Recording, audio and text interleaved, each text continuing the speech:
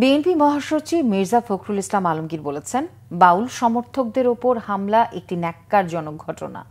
ঢাকার করাইল বস্তিতে গতরাতের অগ্নিকাণ্ডের ঘটনায় সেখানকার মানুষদের জন্য ক্ষতিপূরণের ব্যবস্থা করতে সরকারের প্রতি দাবি জানান তিনি।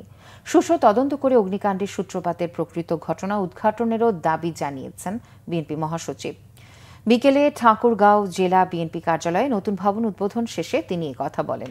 মির্জা ফখরুল ইসলাম আলমগীর বলেন, আবহমানের গ্রামীণ সংস্কৃতি বাউলরা গ্রামগঞ্জে গান করে বেড়ায়।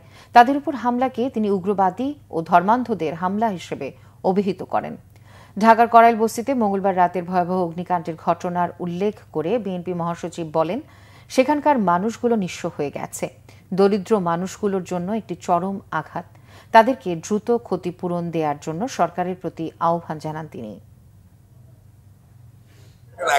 ঘটনা আমরা তীব্র নিন্দা জানাই। এটা ডেফিনেটলি বাংলাদেশের যে আবহমানের যে সংস্কৃতি, গ্রামীণ বাংলা সংস্কৃতি, আমাদের এই বাউল যারা, তারা বাংলাদেশের অর্থনীতিতে মাঠে ঘাটে প্রান্তরে বাউল গান গেয়ে বেড়ায়। তাদের উপরে হামলাটা এটা একটা উগ্র ধর্মান্ধদের হামলা বলে আমি মনে করি, এবং এটা সঠিক নয়। এই ধরনের হিংসা প্রতিহিংসার আপনার পথ বেছে নেওয়া কারোর জন্য শোভনীয় নয়। আমরা অবশ্যই এটার আপনার সুষ্ঠু তদন্ত দাবি করি এবং নিরসন দাবি করি।